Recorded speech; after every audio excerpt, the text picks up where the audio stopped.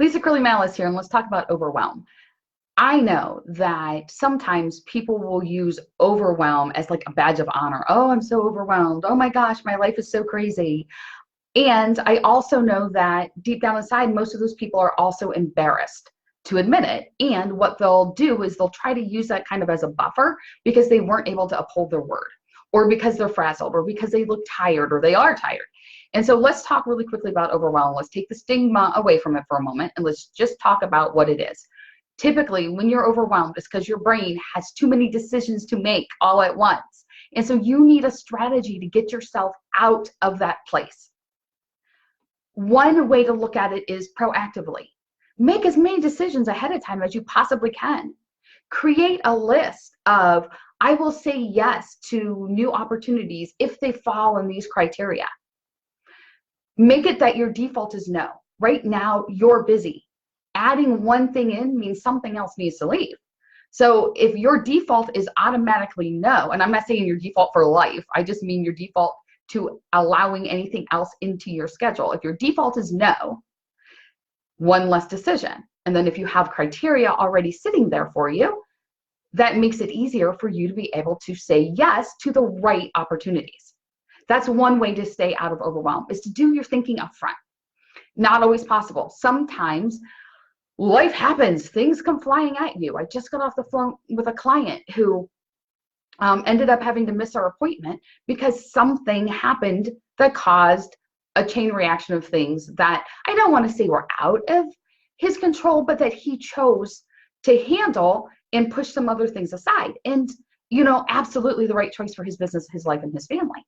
But it caused the snowball effect of feeling overwhelmed. Same thing with one of my clients yesterday. The first thing when she came to the call is, I need to figure out how to get out of overwhelm when it hits, because XYZ life is happening right now, and I feel like everything's closing in on me. There's too much happening. And because things tend to come in threes, the person I spoke with and had lunch with earlier this week said the same thing. She says, one of the things that happened when you came in and worked with our employees that really has stuck with us is we all have our how to get out of overwhelm plan. Some of them called it something differently, but it was basically that. When everything comes at you, what do? So proactively, make as many decisions as possible in advance. When it's happening in the moment, recognize it. Know, hey, this is overwhelm. I'm in it. My brain is spinning. I'm kind of freaking out a little bit. This is what's happening. And then know, okay, what's my first step to get out of overwhelm? For almost all of my clients and almost all the people that I train, it's take a step back and dump your brain. Get everything out of your head so you then can prioritize. Sometimes what happens is you get everything out of your head and you realize there wasn't that much in there in a good way. And so it's easier to prioritize. Sometimes you dump it all out and you're like, wow, there really is a lot. No matter, of course I'm feeling really overwhelmed. That's okay too, because it's there. It's in black and white. It's data. You now can move with it. So it's recognize you're there. And then the second step is get it all out of your head.